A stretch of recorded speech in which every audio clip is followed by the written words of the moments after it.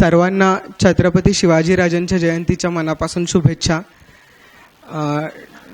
Doctor परदेशी सरांचं मी मनापासून स्वागत करतो.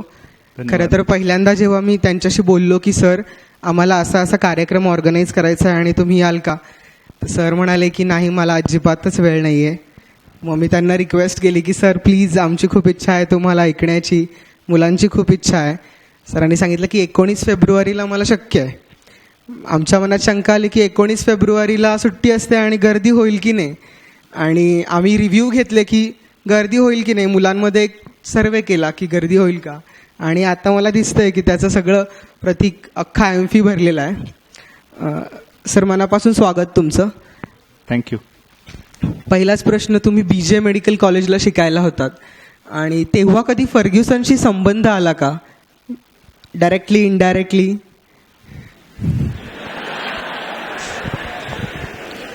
BJ मेडिकल कॉलेजमध्ये असताना आर्ट सर्कल मार्फत आम्ही इंटर कॉलेजिएट कॉम्पिटिशन्स आयोजित करायचो. मी त्यावेळेला आर्ट सर्कलच्या व्यवस्थापनामध्ये इन्व्हॉल्ड होतो.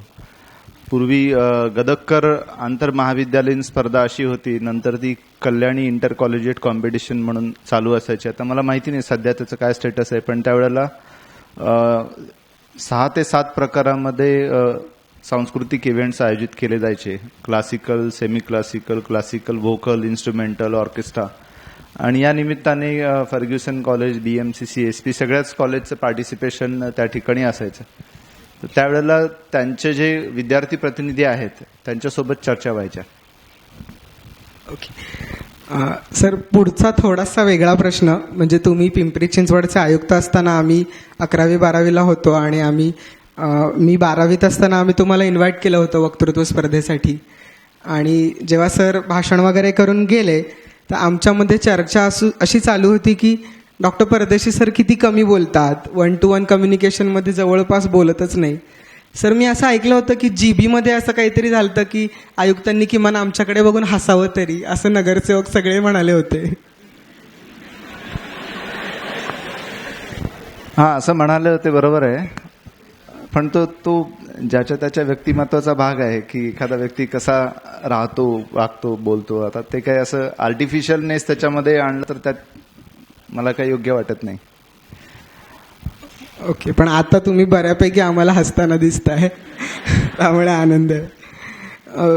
जेवढं तुम्ही आम्ही तुमच्याबद्दल ऐकलंय, वाचलंय, तुम्ही बोर्डात आलतात, त्यानंतर तुम्ही कल्चरल मध्ये ॲक्टिव्ह होता, BJचं जे बैजामिक निघतं त्याचेही तुम्ही एडिटर होता, आणि अशा बऱ्याच गोष्टी. BJचे तुम्ही GS सुद्धा होता. आणि हे सगळं मेडिकल शिकत असताना तर इतकं सर, म्हणजे आम्ही एका वेळेला अभ्यास किंवा कल्चरल किंवा ॲक्टिव्हिटी असं सांभाळतो, म्हणजे आमच्या अभ्यासाकडे जवळपास दुर्लक्षच होतं. तर मेडिकलचा अभ्यास करत असताना ह्या सगळ्या गोष्टी सांभाळणं, तर इतकं मल्टीटास्किंग सर कसं काय तुम्हाला जमलं, किंवा कसं काय तुम्ही शिकलात एवढ्या गोष्टी एका वेळेला?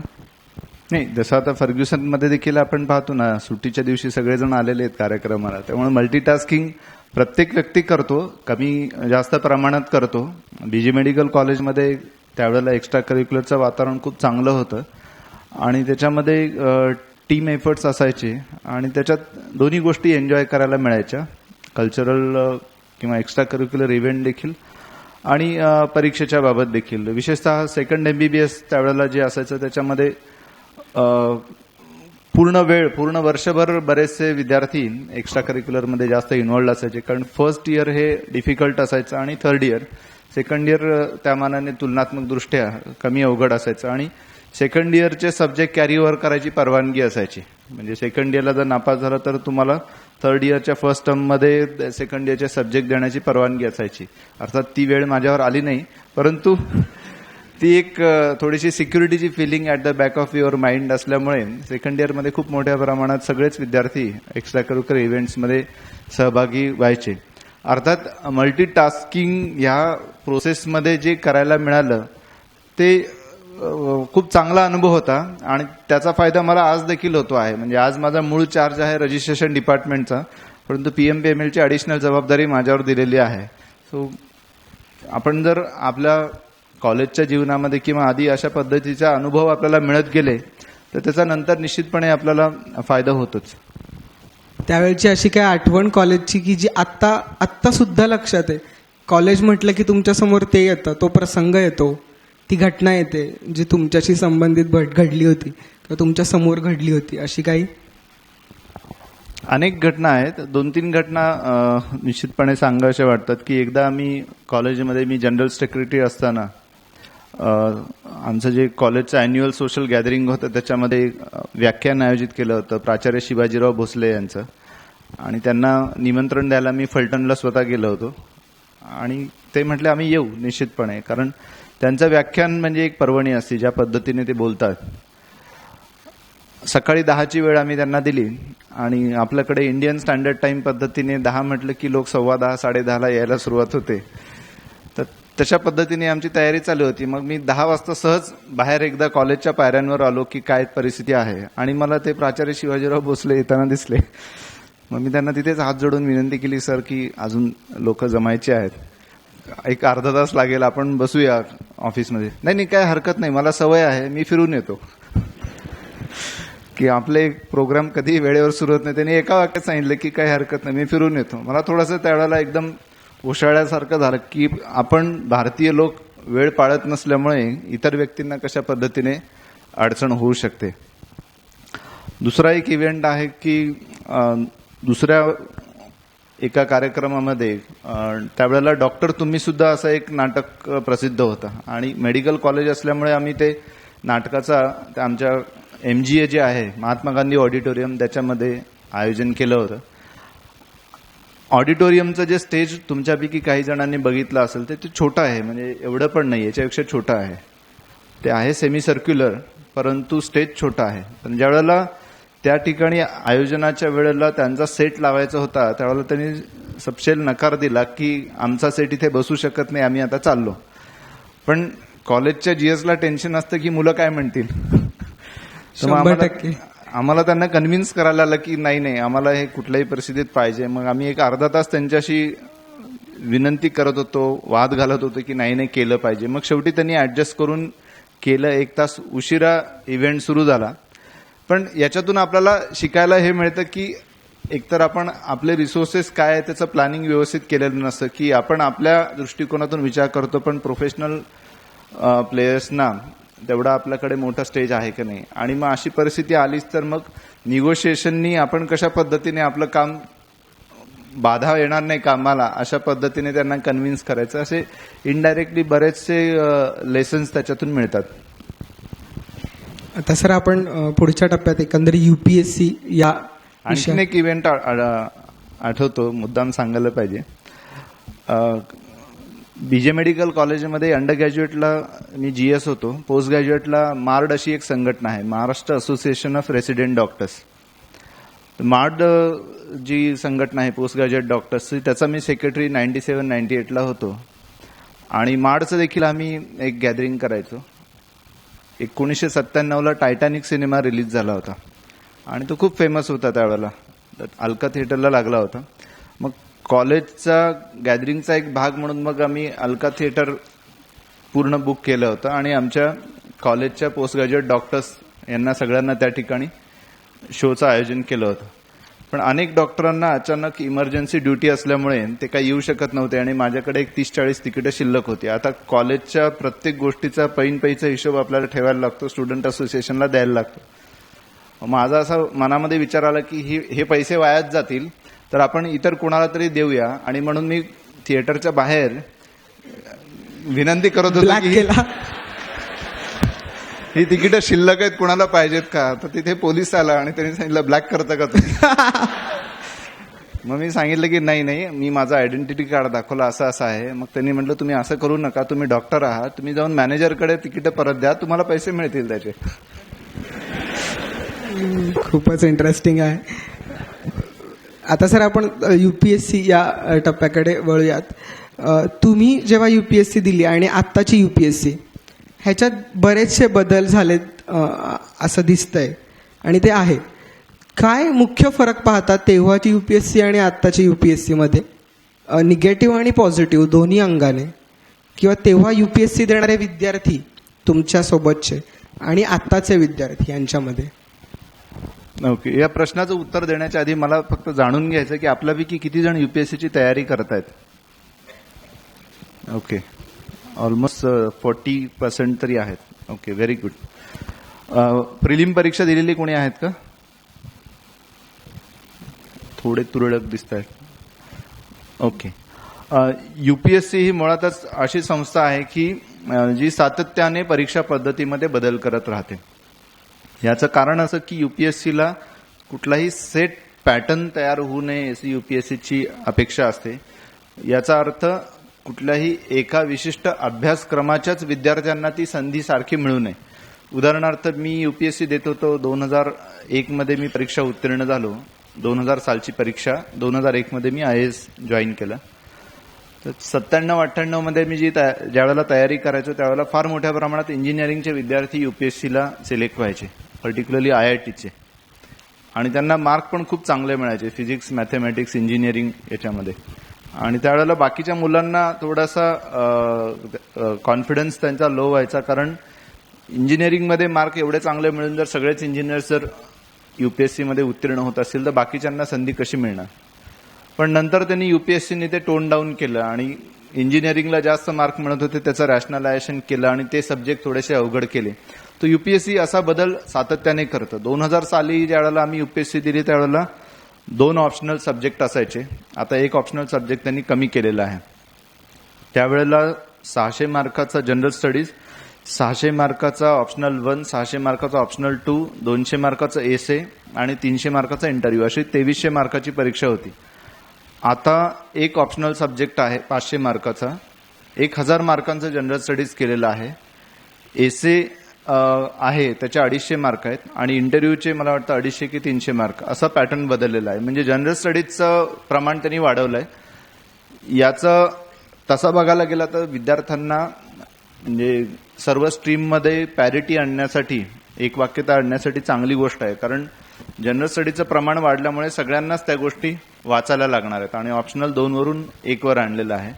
जनरल स्टडीजमध्ये एक मोठा बदल केलेला आहे की एथिक्सवर एक पेपर इंट्रोड्यूस केला आहे जो पूर्वी नव्हता.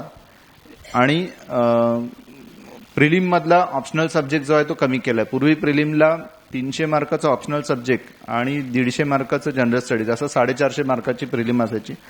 आता त्यांनी प्रिलिमला जनरल स्टडीज आणि सीसॅट असं घेतलेलं आहे. त्याच्यामुळे ऑप्शनल सब्जेक्टचं प्रिलिममधलं महत्त्व फार कमी केलं आहे. एका दृष्टिकोनातून ते चांगलं आहे, कारण इंजिनिअरिंगच्या विद्यार्थ्यांना किंवा आर्ट्सच्या विद्यार्थ्यांना पूर्वी समजा एकाच विषयामध्ये जास्त चांगले मार्क मिळाले ऑप्शनलमध्ये तर ते उत्तीर्ण होण्याचं प्रमाण जास्त होतं. पण आता सगळीकडे जनरल स्टडीज सगळ्यांना करावं लागत असल्यामुळे ती पॅरिटी चांगली असं मला वाटतं. सर, तुमचा मुलाखतीचा अनुभव खूप वेगळा होता. तुम्हाला एका वेळेला अनेक प्रश्न धाडधाड विचारले गेले असं आम्ही ऐकलं. तो अनुभव आम्हाला ऐकायला आवडेल मुलाखतीचा. युपीएससीमध्ये मुलाखत जी होते ती युपीएससी हाऊस, दौलपूर हाऊस इथे होते. दिल्लीमध्ये जर आपण गेलात तर इंडिया गेटच्या जवळ त्यांचं कार्यालय आहे. त्या ठिकाणी एका वेळेला 6 बोर्ड इंटरव्ह्यू घेत असतात. म्हणजे एका बोर्डमध्ये 5 तज्ज्ञ यांचं पॅनल असतं आणि असे एका वेळेला 6 वेगवेगळ्या ठिकाणी इंटरव्ह्यू चालू असतात. त्याच्यामुळे तुमची मुलाखत कोणत्या बोर्डासमोर होईल हे त्यावेळेला ते रॅन्डम पद्धतीने कळतं. त्याच्यामुळे बऱ्याचदा आपल्याला काय प्रश्न विचारले जातील हे आधी इंटरव्ह्यू झालेल्या विद्यार्थ्यांना मी विचारून मी प्रेडिक्ट करेन वगैरे अशी शक्यता फार कमी असते. कारण आपल्याला 6 पैकी कुठल्या बोर्डसमोर आपण जाणार हे लास्ट मोमेंटला रॅन्डम पद्धतीने सिलेक्शन होतं. 5 एक्सपर्ट्स त्या ठिकाणी बसलेले असतात आणि बहुतेक हे सगळे एक्सपर्ट्स हे गव्हर्नमेंट ऑफ इंडियामध्ये वरिष्ठ पातळीवर, सचिव या पातळीवर सेवानिवृत्त झालेले असतात किंवा वेगवेगळ्या क्षेत्रातल्या नामांकित तज्ज्ञ व्यक्ती असतात. त्याच्यामुळे आपण त्यांना जाऊन त्या ठिकाणी काही नवीन शिकवावं अशी काही परिस्थिती नसते. म्हणजे तो पहिला मुद्दा आपण लक्षात ठेवला पाहिजे की आपला अभ्यास जरी चांगला असला तरी अभ्यासापेक्षा अनुभव महत्वाचा असतो, प्रॅक्टिकल अनुभव महत्वाचा असतो. साधारणतः युपीएससीमध्ये सगळ्यांची अशी धारणा असते की ज्याच्यामध्ये आपल्याला विश्लेषण करता येईल अशा पद्धतीचे प्रश्न बरेचसे विचारले जातील. म्हणजे आता सध्याचा प्रश्न जर आपण बघितला तर भारत आणि अमेरिका यांच्यामध्ये जो नवीन संवाद सुरू झाला आहे त्याचा भारत आणि चीन या संबंधांवर कसा परिणाम होईल अशा पद्धतीचे अनालिटिकल किंवा त्याच्यामध्ये तुम्हाला स्वतःचं मत प्रकट करता येईल असे प्रश्न विचारले जातील असं आम्ही सारखं ऐकून होतो आणि त्या अँगलनी भरपूर तयारी सुरू होती. परंतु माझा इंटरव्ह्यू ज्यावेळेला झाला त्यावेळेला मला एकही असा प्रश्न विचारला नाही. या उलट सगळे प्रश्न हे फॅक्च्युअल होते. जनरली फॅक्च्युअल प्रश्न सगळे प्रिलिममध्ये विचारले जातात, पण सगळे प्रश्न फॅक्च्युअल की भारताचा जीडीपी किती आहे, भारत तुम्ही मेडिकलचे आहात तर आरोग्यावर किती टक्के खर्च करतो, मग इतर देश आरोग्यावर किती टक्के जीडीपीचा खर्च करतात, असे ज्याला आपण रॅपिड फायर राऊंड म्हणतो की ज्याच्यामध्ये ॲब्सोल्यूट फिगरमध्ये आपल्याला उत्तर द्यायचं आहे, असेच सगळे प्रश्न होते आणि शेवटपर्यंत असेच प्रश्न होते. त्याच्यामुळे मला थोडंसं इंटरव्ह्यू नंतर काळजी वाटायला लागली होती की आपल्याला एकही असा प्रश्न विचारला नाही की ज्याच्यामध्ये असं विस्तृतपणे आपलं काही मत त्यांनी मागितलेलं आहे. किंबहुना एका स्टेजला मला भारतातले केंद्रशासित प्रदेश कोणते आणि किती असा प्रश्न विचारला. त्यावेळेला तर मला वाटलं की मी 4थीची स्कॉलरशिपची परीक्षा देतोय की UPSCची परीक्षा देतोय. पण मग मी शांतपणे त्यावेळेला जे काही राज्यांची संख्या आणि केंद्र ते सगळं सांगितलं. पण इंटरव्ह्यूमध्ये मला चांगले मार्क मिळाले. 213 300 पैकी 71% मिळाले. साधारणतः 180च्या पुढे मिळणे इज रेअरिटी. पण ते आता रिट्रोस्पेक्टिव्हली अनालिसिस केल्यानंतर असं लक्षात येतं की ते तुम्ही सगळ्या प्रसंगांना कशा पद्धतीने सामोरं जाता हे तपासून पाहत असतात. मुळात तुम्ही थापा मारता का, किंवा अगदी तुम्हाला सोप्यातला सोपा प्रश्न विचारल्यानंतर तुम्ही कशा पद्धतीने तो टॅकल करता आणि एकदम अवघड विचारल्यानंतर कशा पद्धतीने टॅकल करता, असा कदाचित त्यांचा दृष्टिकोन असावा. बाकी सगळा नशिबाचा भाग. म्हणजे UPSC म्हणजे जे व्यक्तिमत्व चाचणी असं म्हटलंय तर ती खरंच व्यक्तिमत्व चाचणी असते. सर थोडासा वेगळा प्रश्न. व्यक्तिमत्व चाचणी ती याच्यासाठी असते की तुम्हाला तुमची गुणवत्ता जी असते ती प्रिलिम एक्झाममध्ये तुमची ऑब्जेक्टिव्ह टाईप जे क्वेश्चन्स असतात त्याच्यामध्ये तपासली जाते.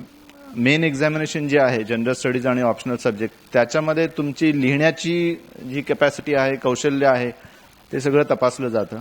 आणि व्यक्तिमत्व चाचणीमध्ये तुमचा ज्ञान, तुमचा अनुभव, तुमचा अभ्यास, तुमची मांडणीची पद्धती आणि एकूण तुमचं व्यक्तिमत्व या सगळ्या बाबी तपासल्या जातात. कारण वरिष्ठ पदावर काम करण्यासाठी संबंधित कॅन्डिडेट कितपत योग्य आहे हे जज करण्यासाठी ती पर्सनॅलिटी टेस्ट आहे. म्हणून UPSCच्या परीक्षा पद्धतीमध्ये त्याला इंटरव्ह्यू असं म्हणत नाही, त्याला पर्सनॅलिटी टेस्ट असं म्हणतात. सॉरी सर, थोडासा वेगळा प्रश्न की मी जे पुण्यात आता फर्ग्युसनचं GS म्हणून काम करतोय, तर अनेकदा मी ग्रामीण भागातली खूप मोठ्या प्रमाणावर मुलं पुण्यामध्ये UPSC करायला येतात आणि मोठ्या प्रमाणावर प्लॅन बी काहीच नसतो अनेकांचा.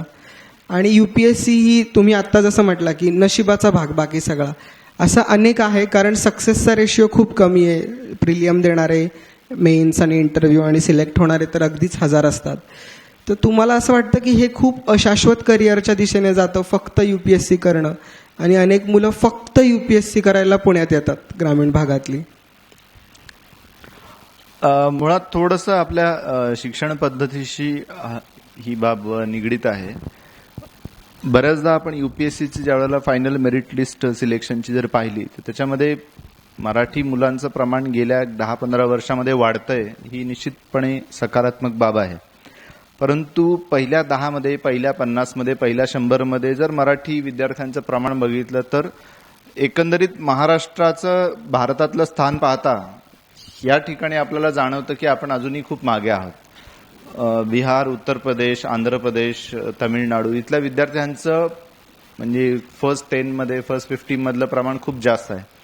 याचं कारण कदाचित असं आहे की परंपरागत दृष्ट्या आपल्याकडे मुलाने 10वी झाल्यानंतर सायन्सलाच गेलं पाहिजे, 12वी झाल्यानंतर इंजिनिअरिंग किंवा मेडिकललाच गेलं पाहिजे, आणि अलीकडे इंजिनिअरिंग काहीही करो पण त्यांना सॉफ्टवेअर डेव्हलपमेंटला गेलं पाहिजे, असं एक साचेबद्ध पद्धतीने सगळे मेरिटोरियस विद्यार्थी तिकडे जाण्याचा प्रयत्न करतात. आणि याच्या पलीकडे काही करिअर आहेत, याच्या पलीकडे जाऊन काही आपल्याला विचार करता येऊ शकतो, अशी मानसिकता अजूनही आपल्याकडे प्रबळ झालेली नाहीये. आणि बऱ्याचदा मग मुलावर त्या पद्धतीने सुरुवातीपासूनच सांगितलं जातं की तुला IITला जायचंय, तुला मेडिकलला जायचंय.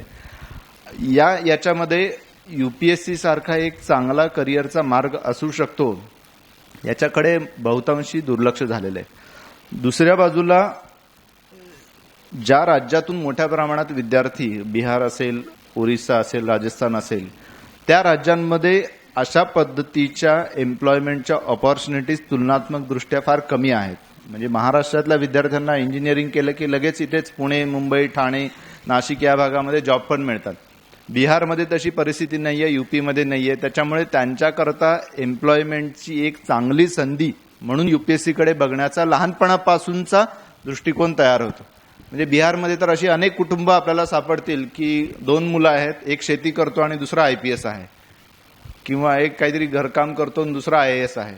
त्या पद्धतीने ते त्यांना लहानपणापासून तयार करतात आणि मग वाचन, अभ्यास किंवा तिथे पास झालेले विद्यार्थी त्यांच्याकडून मार्गदर्शन, हे ग्राउंडवर्क किंवा फाउंडेशन जे आहे ते आधीपासून तयार होतं.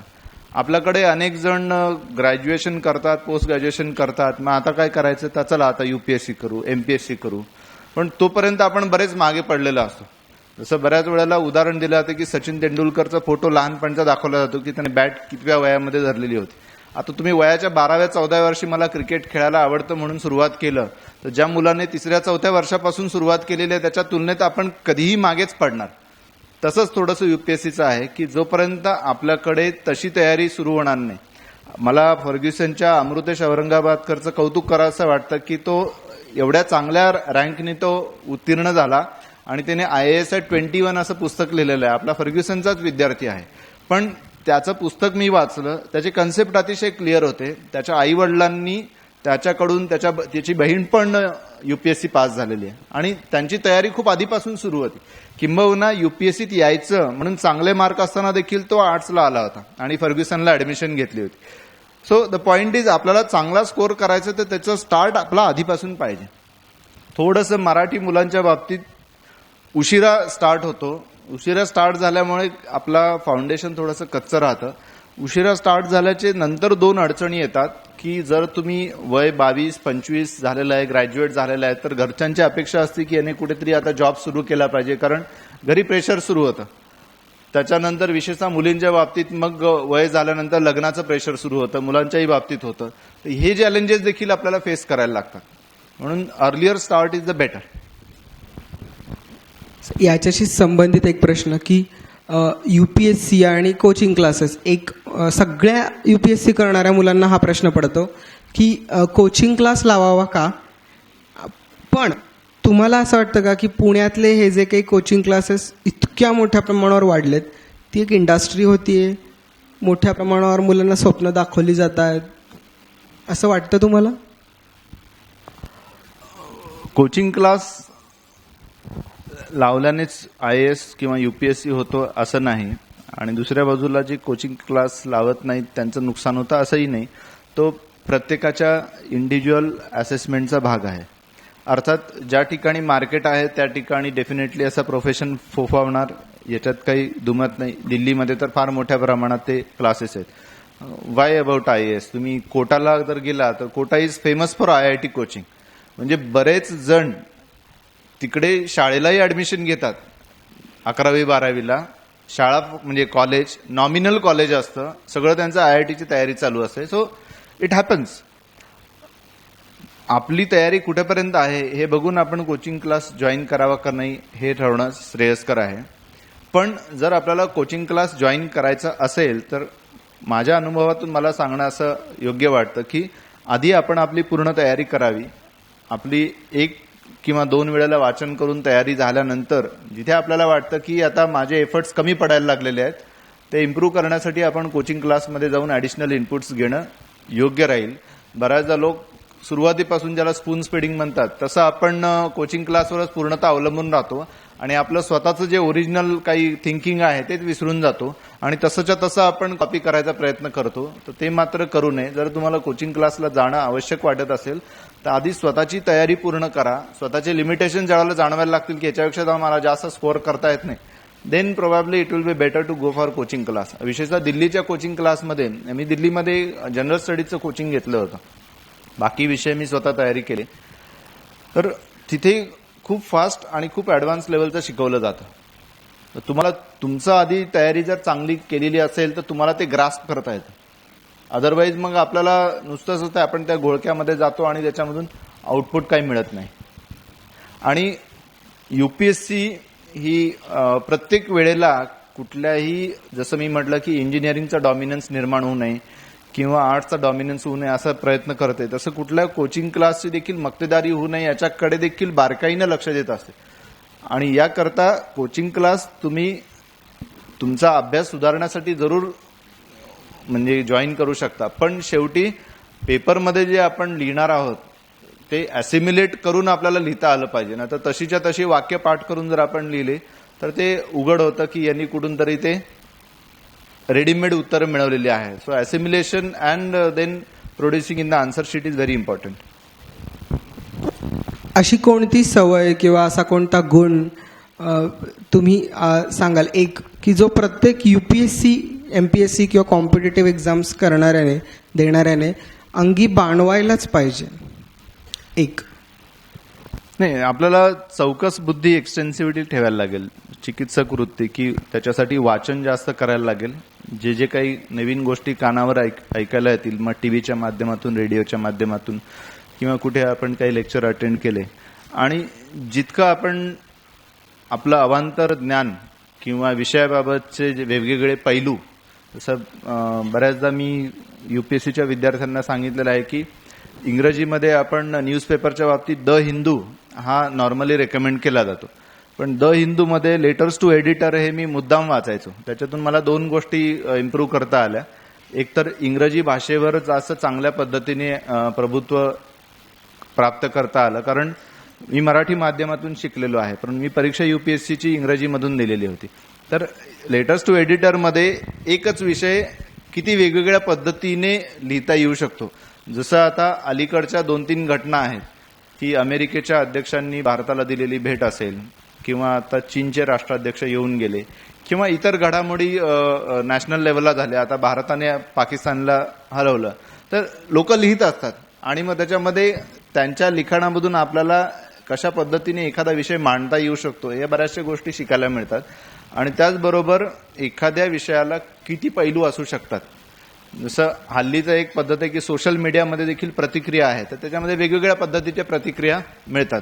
तर एखाद्या विषयाचे सर्व पैलू जर आपल्याला माहिती असतील तर आपल्याला इंटरव्ह्यूमध्ये किंवा उत्तर लिहिताना आपल्याला तसं आपल्याला ज्याला बॅलन्स आन्सर जे म्हणतो ते आपण मांडता येणं शक्य होतं. आता सर आपण थोडं प्रशासन या विषयाकडे वळूयात. एकतर आत्ताचं जे भारतीय प्रशासन किंवा प्रशासन फक्त आपण जर म्हटलं, याला तुम्ही 10 पैकी किती गुण द्याल? एक, आणि का ते गुण का? याच्यामध्ये 10 पैकी 10 तर निश्चित मिळणार नाहीत, कारण लोकांच्या अपेक्षा मोठ्या प्रमाणात आहेत आणि निश्चितपणे रास्त अशा अपेक्षा आहेत. अगदी छोट्या छोट्या गोष्टी, सार्वजनिक वाहतूक घेऊया, जी आता माझ्याकडे जबाबदारी आहे. तर सार्वजनिक वाहतूकच्या बाबत जर मी म्हटलं तर 10 पैकी 5, 5.5. आणखीन खूप सुधारणेला वाव आहे की बसेसची संख्या वाढली पाहिजे, बसेसचं टाइम टेबल उपलब्ध पाहिजे, बसेसची जी क्वालिटी आहे किंवा इंटरनल रचना ती चांगल्या पद्धतीने पाहिजे, बसस्टॉपची संख्या वाढली पाहिजे. अनेक गोष्टी आहेत. एकूण या व्यवस्थेमध्ये सुधारणा करण्याला प्रचंड वाव आहे आणि म्हणूनच आपल्या विद्यार्थ्यांनी UPSCमध्ये यावं असं मला वाटतं. कारण एक नागरिक म्हणून आपल्याला सारखं ते बोचत राहतं की नळ पाणी पुरवठा व्यवस्था बरोबर नाहीये, विद्युतची व्यवस्था बरोबर नाहीये, किंवा स्वच्छतेची बाबतीत अनेक तक्रारी आहेत, रस्त्यांच्या बाबतीत तक्रारी आहेत. नागरिक म्हणून जर आपल्याला वाटतं तर हे व्यासपीठ आहे की ज्याच्यामध्ये आपल्याला जॉईन होऊन ही परिस्थिती सुधारण्याची संधी आहे. आणि बऱ्याचदा विद्यार्थ्यांशी संवाद साधताना मी कम्पेअर करतो की it is paid social service. म्हणजे जे आपण करतो ते it is directly concerning the public.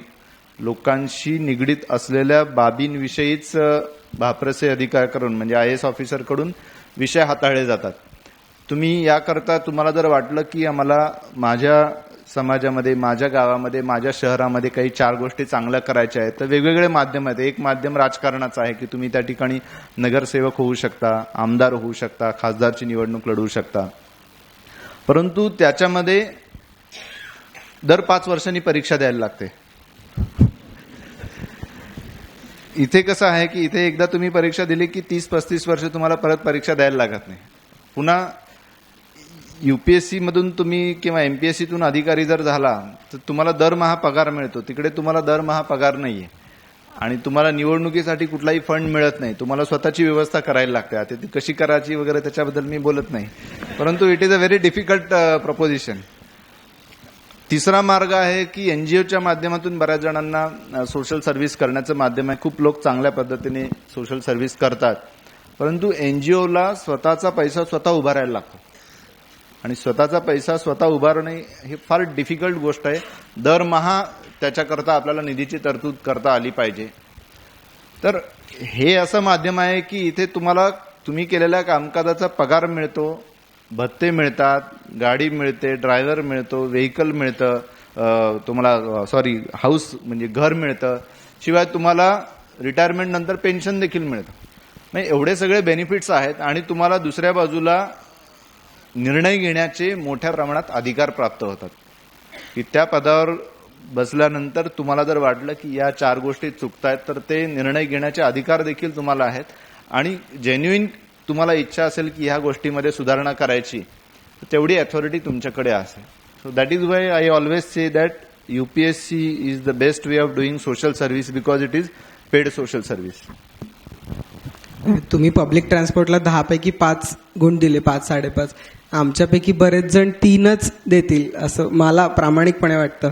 मी स्वतः एक परदेशातलं पब्लिक ट्रान्सपोर्ट पाहिलंय आणि त्या तुलनेने भारतातलं पब्लिक ट्रान्सपोर्ट नाहीच्याच आसपास असावं अशी स्थिती आहे. एक तर प्रशासन ज्या प्रकारे तुम्ही हँडल करता, हाताळता, ती पद्धत खूप शिस्तीची आहे आणि एक उत्कृष्ट पद्धत अशी आम्ही मानतो. पण जे तुम्हाला जमतंय ते इतर अनेक अधिकाऱ्यांना, IAS ऑफिसर्स असतील किंवा MPSC थ्रू रिक्रूट झालेले ऑफिसर्स असतील, त्यांना का जमत नाही? तुमचं अनालिसिस काय आहे? नाही, जसं मी मगाशी म्हटलं की या पदावर तुम्हाला प्राप्त होणारे अधिकार आणि जबाबदारी ही ओळखून जर आपण संपूर्णपणे त्याच्यात झोकून देऊन काम केलं तर त्याच्यामध्ये अनेकांना जमू शकतं. आता वेगवेगळ्या पदावर महाराष्ट्र शासनामध्ये अनेक चांगले अधिकारी आहेत की जे चांगल्या पद्धतीने काम करून दाखवतात, परंतु साधारणतः माझ्या सबऑर्डिनेटच्या बाबतीत मी असा अनुभव घेतलेला आहे की वेगवेगळ्या ठिकाणी काम करताना माझ्यासोबत काम करणारे जे माझ्या इतर अधिकारी जे आहेत, ज्यांच्याकडून काम करून घ्यायला लागतं, 20% अधिकारी हे सेल्फ मोटिवेटेड असतात.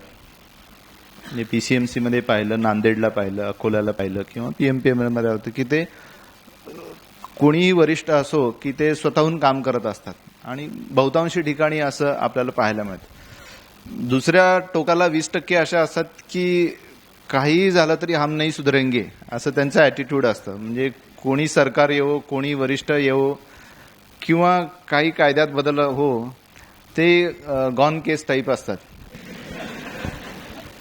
मधले जे 60% असतात ते मात्र फेन्स सिटर्स असतात की कशा पद्धतीने आपण त्यांना दिशा देतो आहोत, कशा पद्धतीने त्यांना डिसिप्लिन करतो आहोत, कशा पद्धतीने मोटिवेट करतो आहोत.